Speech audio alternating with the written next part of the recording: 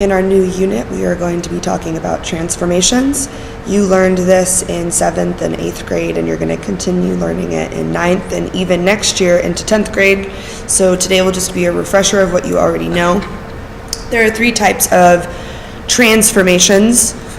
There's a translation, also known as a slide, reflections, and rotations, which we also can call spin or turn.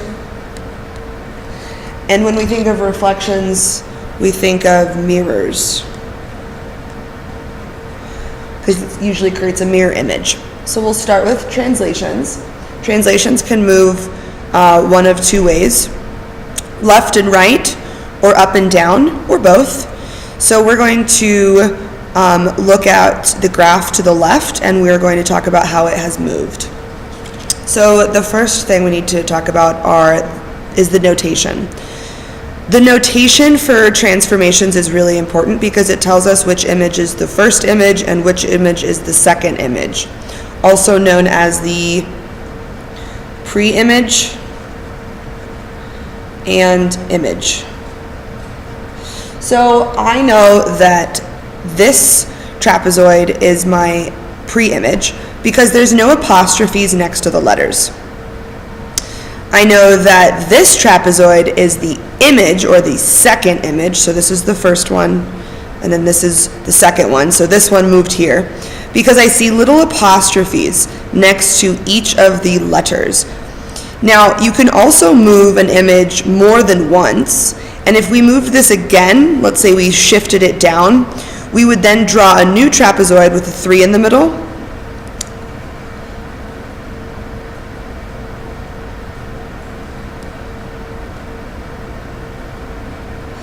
and we would make sure to label everything in the same location, but with 2 apostrophes. So this would be the third image, meaning it has moved from here to here to here. And the number of apostrophes tells you which image it is.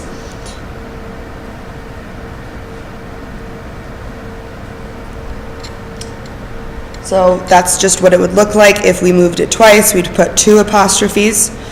But for now, we're just going to focus on how did this trapezoid move here. So I'm going to take my transparency, and I am going to outline my pre-image, the one without apostrophes. And I'm going to move it left and right and up and down. I'm not going to move it side to side, or I'm not going to slide it across or diagonally. That's not how translations work. I'm going to pick one letter to focus on, and I'm going to map the pre-image to the image using that one letter. And I'm going to use the letter D, and I'm going to see how D moved from here, originally at 0.11, to here, which is at -5, +4. I'm going to start, and it doesn't matter how you start, but I'm going to start by moving up. So I'm going to move up until it lines up with this current D. And then I'm going to slide it over until it matches. So if we go back here, you'll see that I slid it up 4 units. 3 coordinates. 1, 2, 3, 1, 2, 3. So that means we had a vertical shift up 3. So up 3, and then I'm going to move it to the left from 1 all the way to -5. That moved 6 times to the left, and I'll show that to you slowly. 1, 2, 3, 4, 5, 6. So that means it had a horizontal shift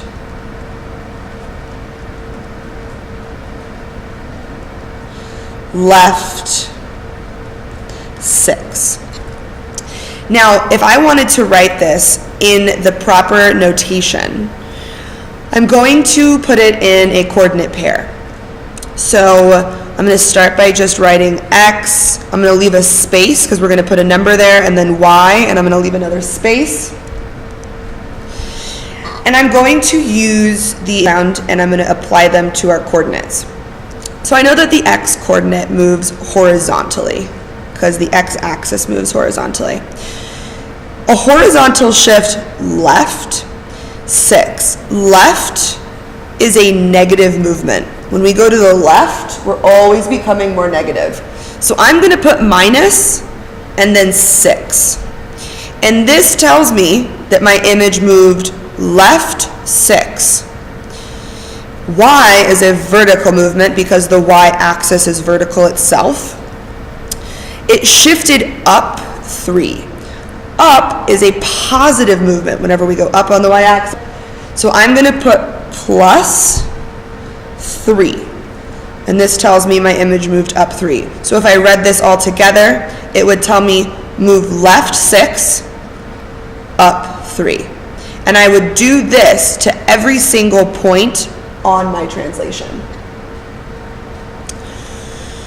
The next thing we're going to talk about is reflections. There's only 2 ways that an image can reflect: vertically and horizontally. So we're just going to talk about the y-axis and the x-axis today. So looking at this image, I know that this triangle is my first image or my pre-image because there are not any apostrophes. And I know this triangle is my image because of the apostrophes next to the letters. So again, I'm going to take my transparency and I'm going to see which way I can reflect the image. I have a feeling that it's reflecting over the y-axis because if I thought about it in my mind, I could fold these over each other along the y-axis. So I'm going to show you what I mean. So I trace the y-axis because that's the axis I believe we're reflecting. I'm going to trace my pre-image and I'm going to pick up my transparency and then I'm going to line up my y-axis and I'm going to see that the pre-image folds perfect. Definitely was a reflection across the y-axis. In my second graph, it looks as though it is reflecting across the x-axis, so I'm just going to trace my x-axis. I'm going to trace my pre-image, which is the image without apostrophes. Pick up my transparency, and I'm going to fold it over my x-axis, and yes, I was right. That is definitely a reflection over the x-axis.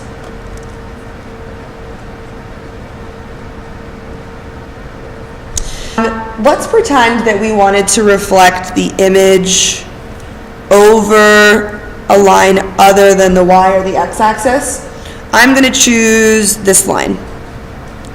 And you'll remember from our last unit that the equation for this line is y equals 1 because my line touches at 1 on the y-axis.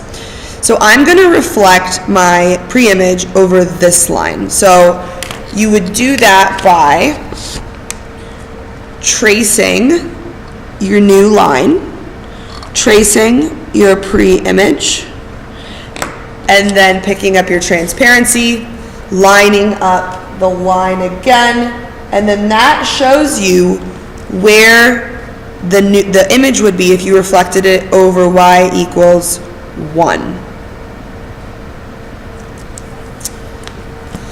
The third transformation we're going to talk about are rotations. Rotations have the most information.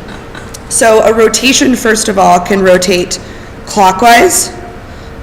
So clockwise means it is spinning towards the left. And counterclockwise is the opposite direction.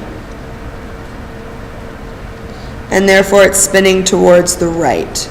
So whenever I'm thinking about clockwise versus counterclockwise, I always try to picture a clock in my head and think about how the arrow moves to determine which way is which. So you have to take a minute and think about that before you start rotating things. So an image can rotate one of 4 ways. It can rotate 90 degrees, 180 degrees, 270 degrees, and 360 degrees. 360 is my favorite because it literally pushes the image and rotates it until it's back on top of itself. So this is just a full rotation. So the image is on itself. Now the other three are a little more tricky. So 90 degrees means that it has rotated one quadrant. So I'm going to show you what I mean by that. I look over to this graph we have on the right-hand side.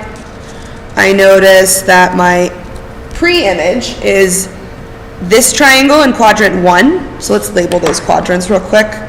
Quadrant 1, quadrant 2, quadrant 3, quadrant 4.